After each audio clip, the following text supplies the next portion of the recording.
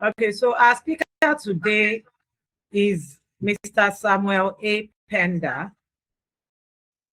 He's a certified master facilitator, Christian counselor, and trauma-informed coach. Trained and licensed by leading international institutions, including the Trauma Healing Institute, USA, Spirit Board Theological Seminary, USA, and Moving the Human Spirit, Canada. He is widely recognized for his expertise in trauma recovery, emotional intelligence, relationship development, and transformational leadership. As a trauma care consultant, counselor, and relationship coach, Mr. Samuel is deeply committed to restoring hope, healing, and dignity to wounded lives. He serves as the Director of Studies at the School of Trauma-Informed Managers, a respected institute that has trained and equipped over 1,000 facilitators and counselors who are making meaningful impact across various communities. In his capacity as the National President of the Association of Trauma Healing Facilitators, he leads a mission-driven organization focused on delivering psychosocial and emotional support to individuals affected by trauma, regardless of gender, background, or belief system. Through strategic outreach initiatives such as the Self-Emotional Empowerment Program, focused on building resilience among students, and the Community Awareness Program, CAP, aimed at increasing trauma care awareness, Mr. Samuel and his teams have impacted over 10,000 students and reached multiple communities. His weekly trauma care radio broadcast has also inspired over 1 million listeners. A dynamic and highly sought-after speaker, Mr. Samuel has engaged in a wide range of audiences, including military personnel, clergy, entrepreneurs, educators, students, and community leaders. His sessions deliver practical tools for emotional healing, conflict resolution, and personal growth, creating lasting transformation in churches, schools, corporate organizations, government institutions, and rural communities. He is also an accomplished author with best-selling titles such as Get Better, Not Bitter, Don't Manage Your Marriage, and Make a Mark. His writings blend spiritual depth with practical insight, equipping leaders to turn pain into purpose and live intentionally. Driven by a purpose for making wonders out of wounded lives, Mr. Samuel's work reflects a lifelong calling. His empathy, depth of knowledge, and empowering approach have established him as a trusted voice in trauma care and personal transformation, a beacon of hope in this generation. So that is our speaker for today.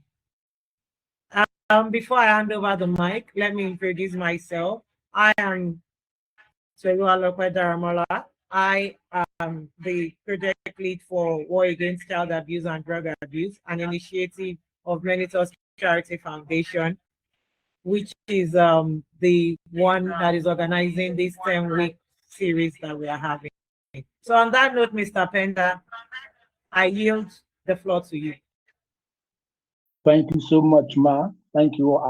I sincerely appreciate what Wakanda is doing.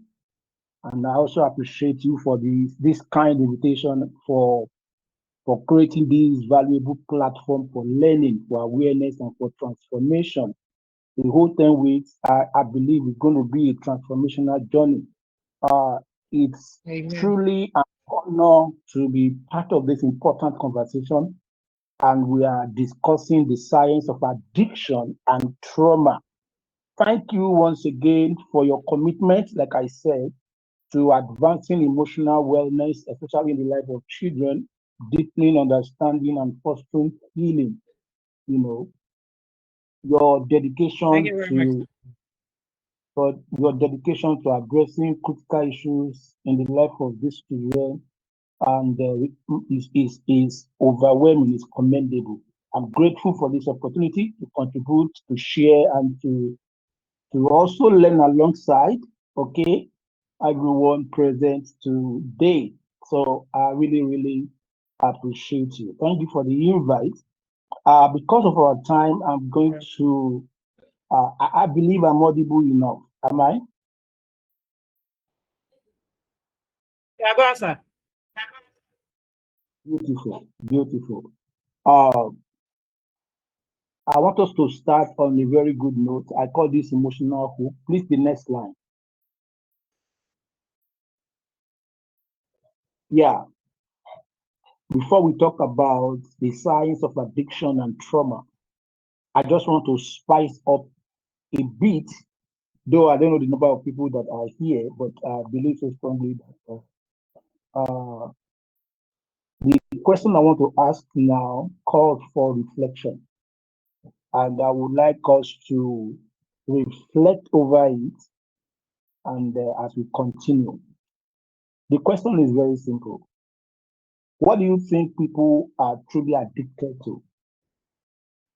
What do you think people are truly addicted to? Is it the substance or the relief that substance provides? What do you think people really or truly addicted to? Now, the purpose of this meeting at the end of today, we'll be able to understand the brain science behind addiction. We'll be able to understand how trauma fuels addictive behavior. We'll be able to understand why shame worsens addiction and how healing becomes possible. Next slide, please. So we are starting from the very beginning, understanding addiction scientifically. Next slide. So to truly understand addiction, we must move beyond surface level absorption. Okay. For many years, addiction was often explained as a lack of discipline, as weak character, as poor decision making, as moral failure, the reason for addiction. But science has shown us something far deeper, and that is what we are going to talk about this night. Addiction is not simply a behavioral issue, it's more than that. It is a brain based adaptation, often developed as a response to repeated emotional discomfort, emotional or unresolved pain, or overwhelming internal distress. It goes beyond behavioral issue. It goes beyond behavioral issue. To understand this properly, we need to examine both what addiction is and what happens inside the brain when addiction develops. Okay?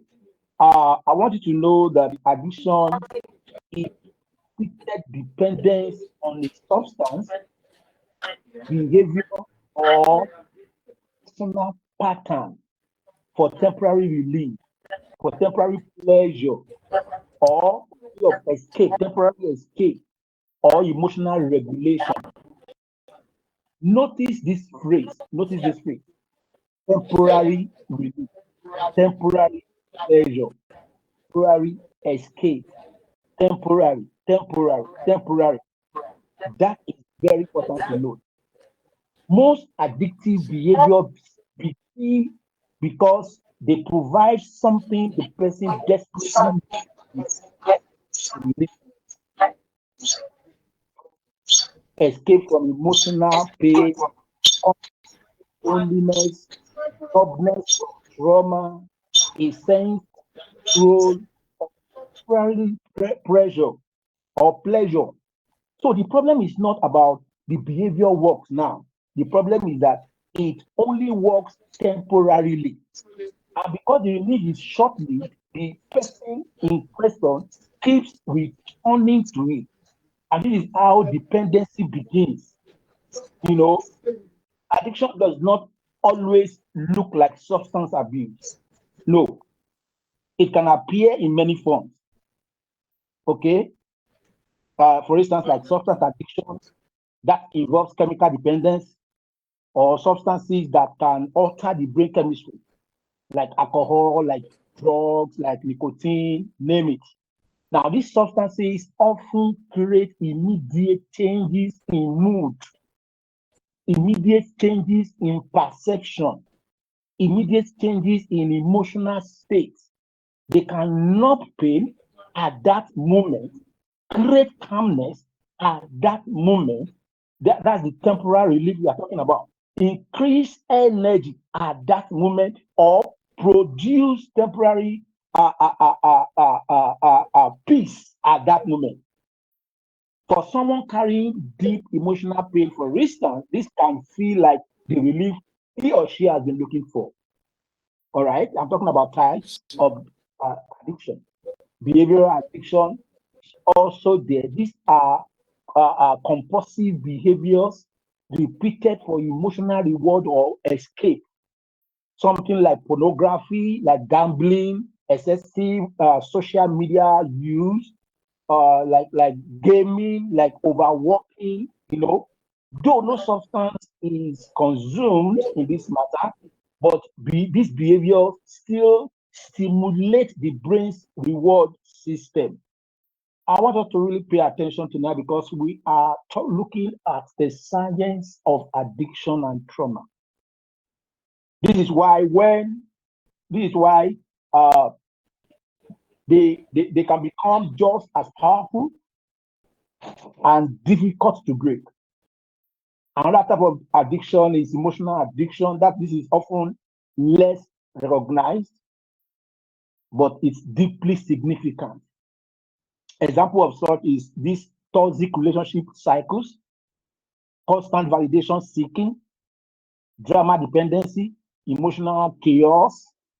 Some people become unconsciously attached to familiar emotional states, even painful ones for that matter.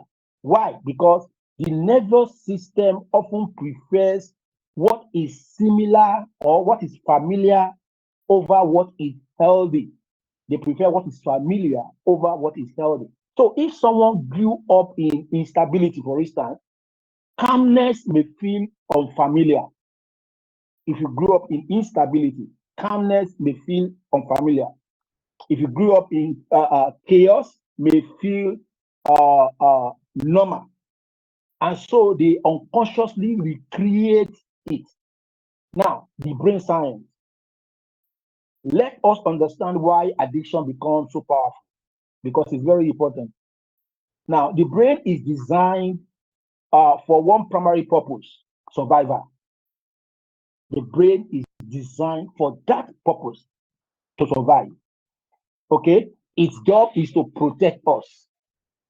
All right? And one way it does this is by remembering what helped us feel better during discomfort.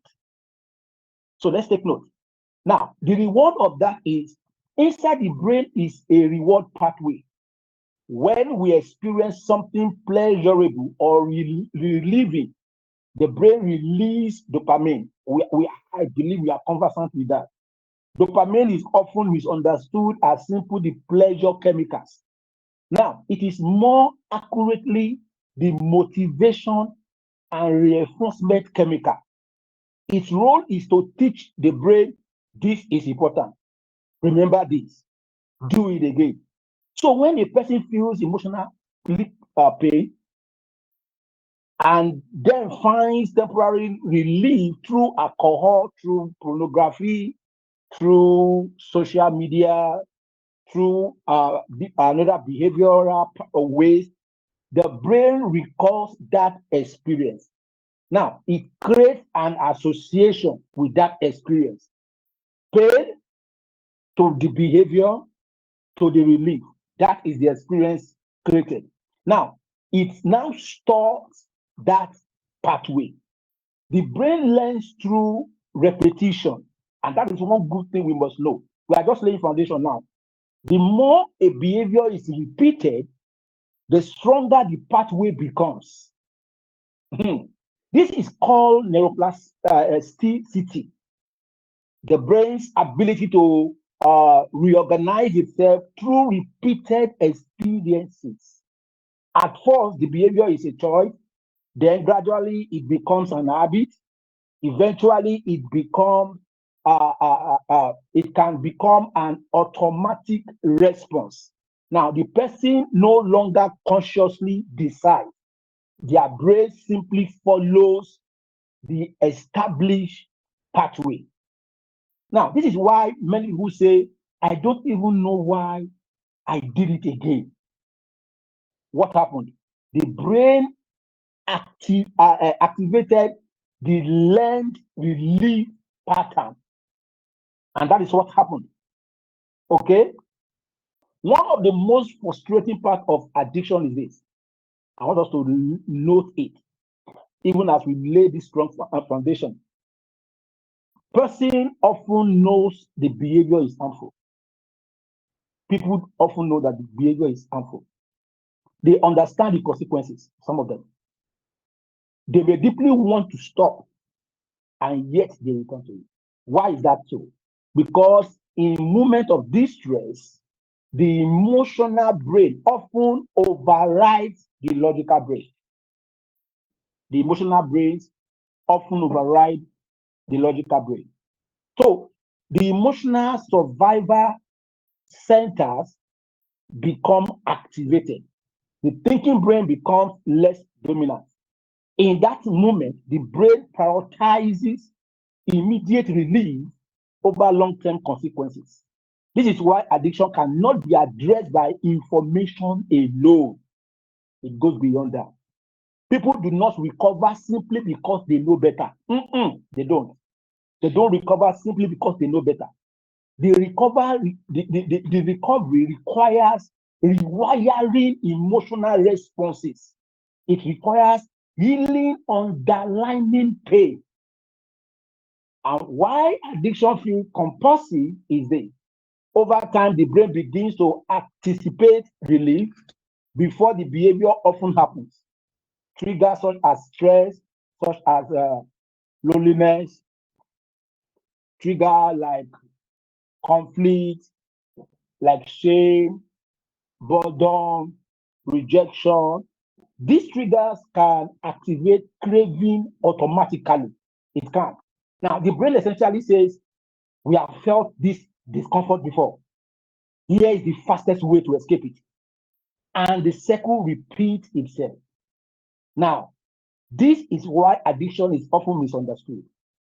What looks like self-destructive or self-destruction to many of us, to those that have been,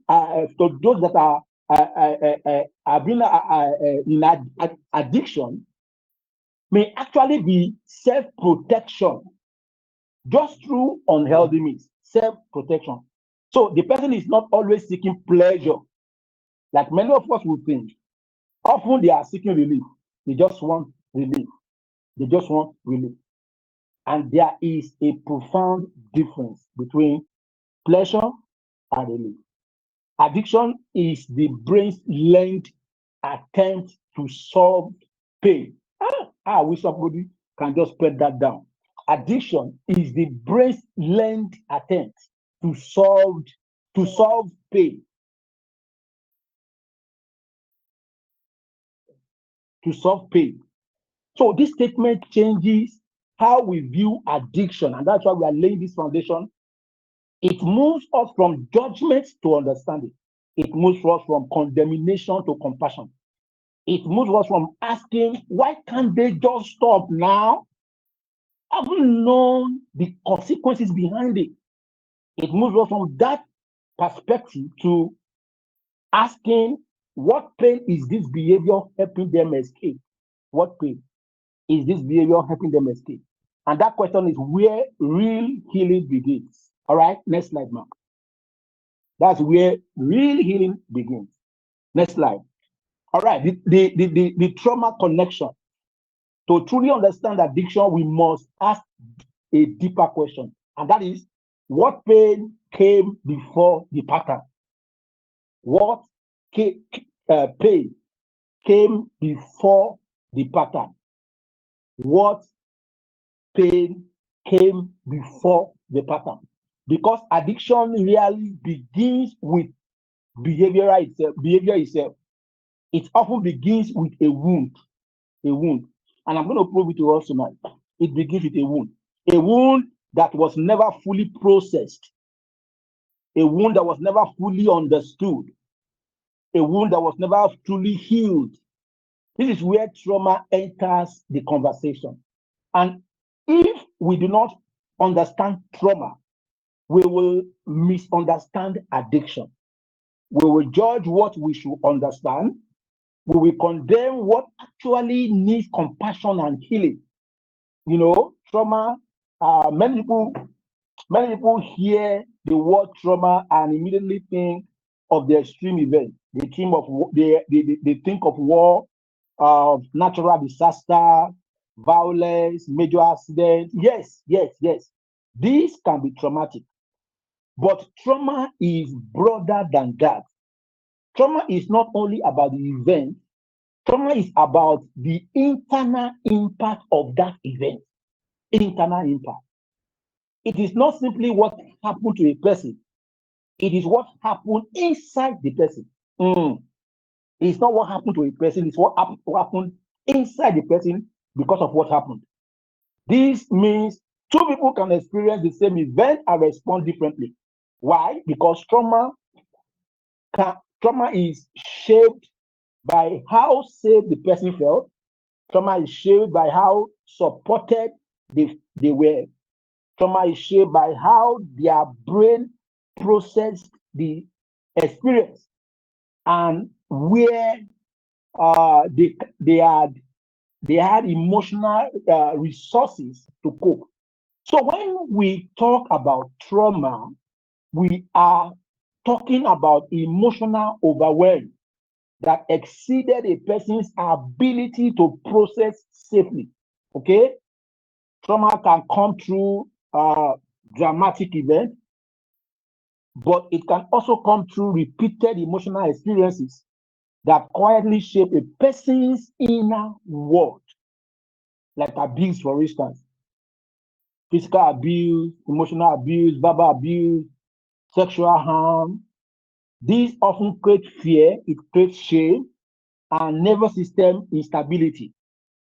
Neglect, for instance, not receiving emotional care, not receiving attention, not receiving enough comfort or responsiveness, this can leave deep internal messages like, I don't matter.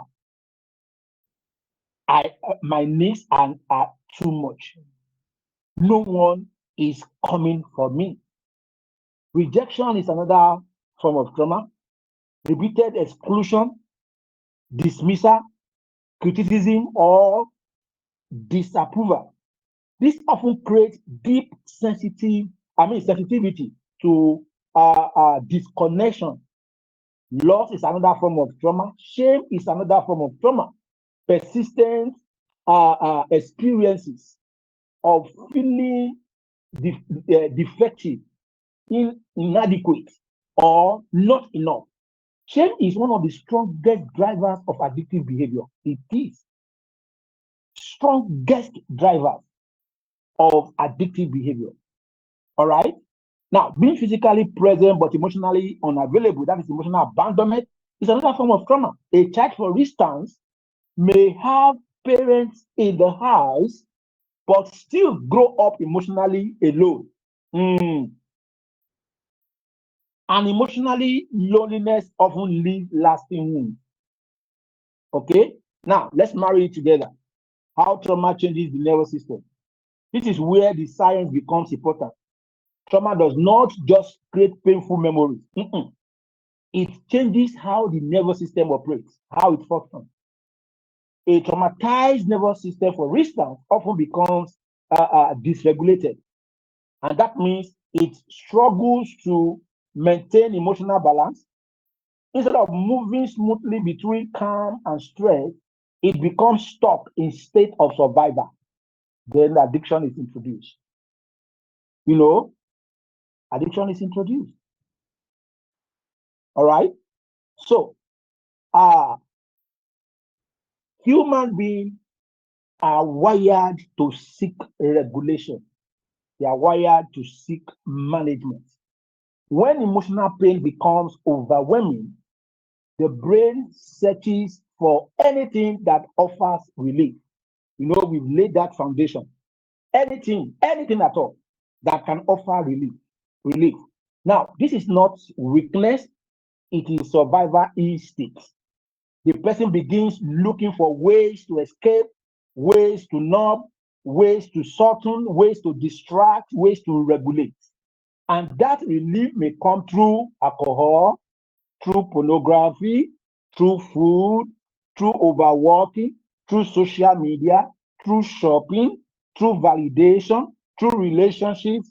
All these behaviors become emotional painkillers. Emotional painkillers.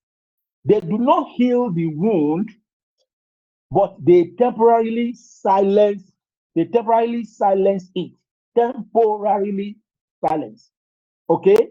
For someone carrying this untreated trauma, for instance, temporary silence can feel like salvation, can feel like deliverance.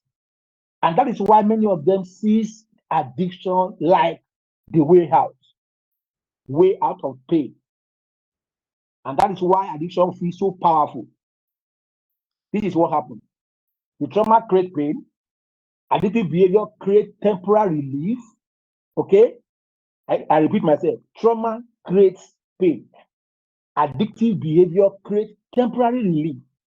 And the brain remembers that relief. Remember that relief now. And it learns that whenever pain appears, return to this mood, relief. So this is how trauma lays the foundation for addiction. Trauma lays the foundation for addiction. The addiction is not random. It is often deeply connected to unresolved emotional experience. That is why I want us to know tonight that addiction often begins where emotional pain is left untreated. Check all the people that are addicted. There will be a trace of emotional pain. Check them out. You will discover that 65 or 70% of them, they are actually not after pleasure. They are after relief. This is why focusing only on stopping behavior is often ineffective. Shouting, crying, beating, just for them to stop it can never be effective. If we remove the coping mechanism without feeling the pain underneath, okay, the person often finds another escape. Why? Because the wound remains. The unhealed wound keeps searching for relief. Imagine a child who grows up feeling unseen, feeling invisible.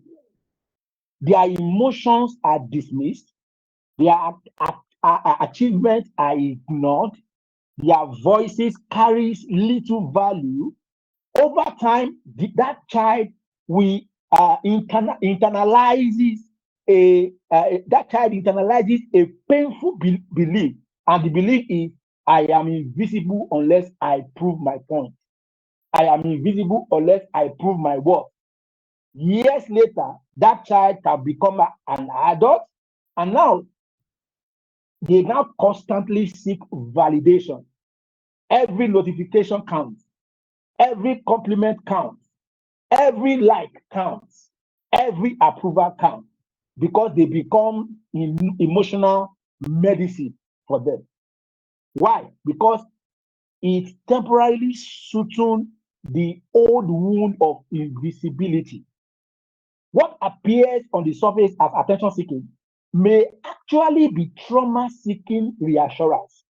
The addiction is not to attention itself, it is the relief attention provides.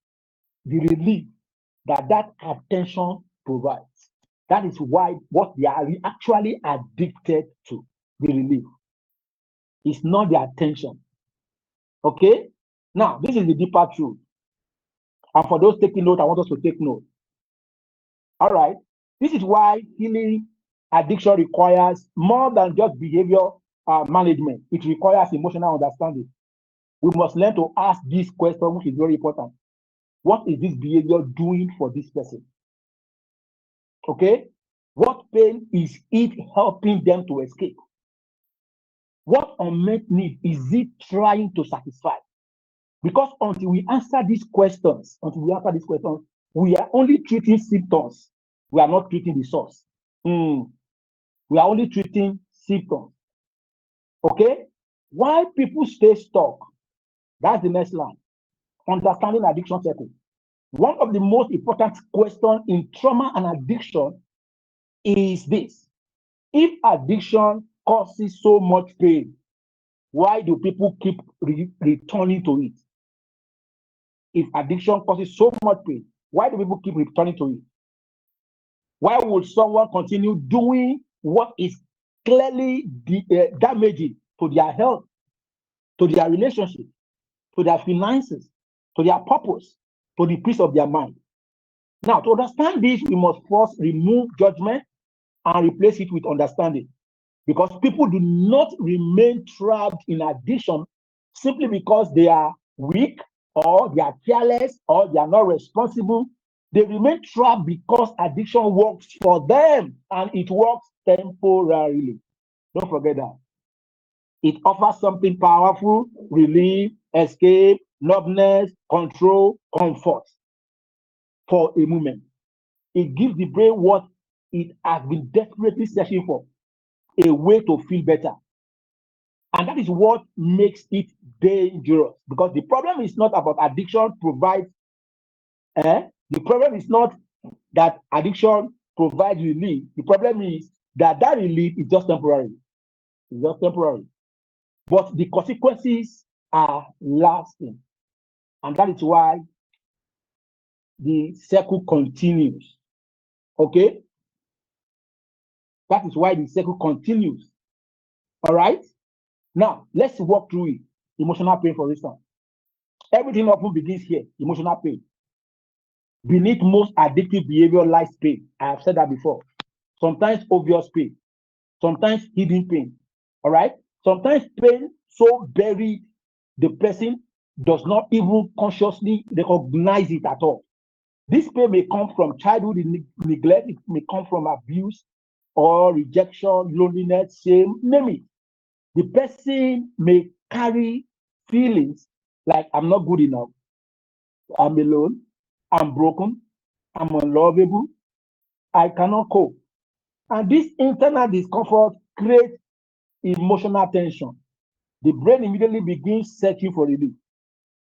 After the emotional pain is triggered, a trigger activates the pain. This can be stress after work. This can be conflict in a relationship. This can be financial pressure. It can be rejection. It can be boredom. It can be isolation. It can be disappointment. It can be emotional exhaustion. Now, sometimes the trigger appears small, like a harsh comment, like a delayed reply, like a feeling, like feeling ignored, like a difficult memory. But for someone carrying unresolved pain, the trigger activates deeper emotional distress, and the nervous system begins to seek escape, and that will now make the person to be craving.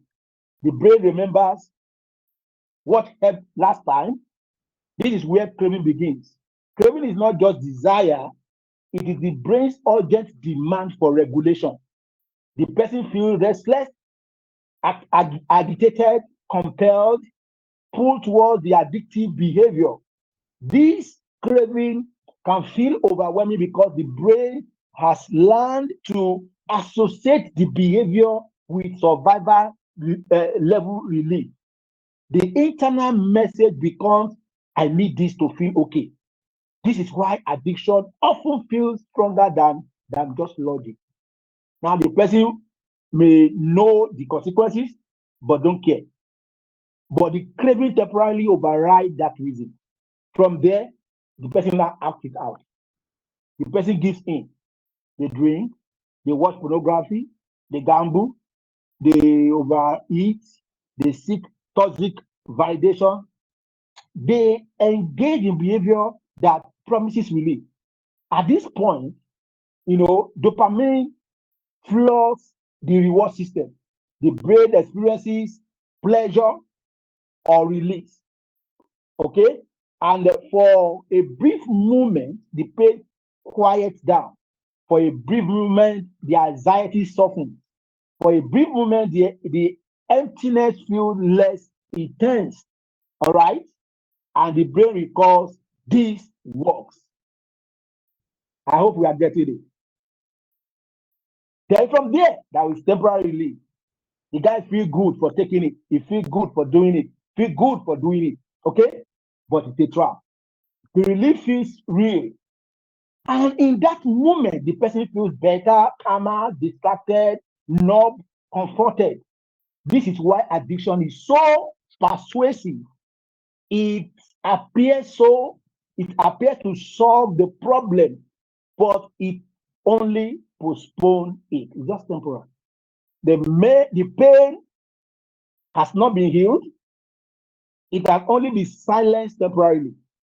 And because the root remains untouched, the cycle prepares to begin again and again and again and again. And after that comes shame. After that comes shame. After the temporary relief fades, reality returns. And with it often comes shame. The person begins to think, why did I do that again? I promised myself I will stop. What is even wrong with me? I have failed. This shame creates even deeper emotional pain. And now the person feels guilt. Guilt is there, disappointment, disappointed, self-hatred, hopelessness, isolated, and all that. Ironically, these painful emotions become fresh trigger. It will repeat itself again. So do you see now? Goes back to pain, to trigger, craving, acting out, relief, temporary relief, shame, then repeat. This is why it's very dangerous. It's so, this is why people stay stuck. Okay? Over time, this loop strengthens neural pathway. The brain becomes more conditioned, the behavior becomes more automatic, and what began as occasional copy becomes dependence. It becomes dependence. Next slide, because of our time. It becomes dependent. All right? Yeah. The pathway to recovery. Recovery is more than stopping, it is healing. So let's know that. Please pay more attention this time around. Recovery is more than stopping it. It's about healing. When many people hear the word recovery, they immediately think of one thing: stopping the behavior. Stopping drinking, to stop watching, to stop scrolling, to stop gambling, to stop seeking unhealthy validation, just to stop it. Stop it. And why stopping harmful behavior is important, it is not the full picture of recovery. It is not. Because if recovery is reduced to behavior control alone, many people may stop temporarily, but eventually they will return to the same pattern. Why? Because the real issue was never just the behavior. The behavior was often a symptom, a coping strategy. The behavior is just an emotional survival tool. The behavior is just a way of managing pain. And if the pain remains untreated, the person will often search for another escape. Perhaps a different addiction now, or a different dependency, or different unhealthy pattern. And this is why true recovery is deeper than just abstinence. Recovery is not just about removing what is harmful, it's about restoring what is missing. I hope somebody is turning something down. Recovery is not just about removing what is harmful, it is about restoring what is missing. It's about healing the internal wounds that made the addiction feel necessary. It's about helping the person move from survival to stability, move from escape to presence, move from not being to feeling, move from dependence to freedom. That journey requires more than just willpower. It requires healing. A healing follows a process. Today, I want to share a very simple but powerful framework, and that's where I'm going to stop because of our time. Like I said, I have another class in the next 8 minutes. They're already waiting for me on our Zoom platform. Okay, 4-step healing model. It will help. Four-step healing model. It will help. No, not final reflection. Okay, 4 steps healing model. Number one, awareness. Recognize the pattern. To help anybody stop addiction, recognize the pattern. Healing always begins with awareness. You cannot change what you refuse to acknowledge. Okay? Many people remain stuck because their behavior has become automatic. Now, they no longer pause to ask, why am I doing this? They never stop to ask, pause to ask, what am I researching for? Or what am I trying to avoid? The addictive pattern becomes so familiar that it feels normal. It becomes a reflex, a default response, a learned emotional shortcut. And awareness interrupts autopilot. Now, it creates a moment of honest observation. This is where a person begins to say something like, something is happening here. This is not random. There is a pattern. The first step requires courage. All right? Now, that's number one. Number two, understanding. Identify the pain underneath. Okay? Once awareness reveals the pattern, the next question becomes, what pain is driving this? This is where recovery moves deeper. Many people try to stop addictive behavior without understanding what it has been protecting them from. We just want to stop it. But addiction often serves a hidden emotional function. I've said that before. It helps people to escape from pain, to escape from fear, from rejection, from shame, from emptiness, and from unprocessed trauma. Okay, a person addicted to constant social media, for instance, may not simply be seeking attention. Okay, they may be trying to soothe deep feeling of invisibility. A person addicted to pornography, for instance, may not only be seeking pleasure, that person may be trying to numb loneliness or emotional emptiness. A person addicted to alcohol, for instance, may not just want to be intoxicated. That person may be trying to silence internal pain. Okay? Want to drink and forget sorrow. And this is why recovery demands compassionate exploration, not what is wrong with you, okay, but what is haunting you. If the question shifts from what is wrong with you to what is hurting you, I think we are going to make a good progress. This is a radically different question, okay? It replaces judgment with curiosity. And curiosity will create space for healing. Helpful reflection questions is very important to ask, okay? The third one is regulation. Learn healthier ways to cope. Once pain is identified, a person must learn something essential: how to regulate how to regulate emotions without destructive escape. This is where many recovery journeys succeed, and this is where many recovery journeys fail. Why? Because removing addiction creates an emotional gap. Now, the person loses their familiar coping mechanism. And if healthier tools are not developed, relapse becomes likely. Okay? Remember, addiction was providing something, relief, comfort, and the like. This is why emotional regulation is very critical. Regulation means learning how to stay present with discomfort without being controlled by it. It is the ability to feel emotions without being overwhelmed by them. All right? So, healthy regulation should be introduced, which is very, very important. One of it is journaling. Writing. It helps to externalize internal chaos. It allows people to process emotion instead of suppressing them. Okay? Safe conversation is one of it. That healing often helps through expression. Okay?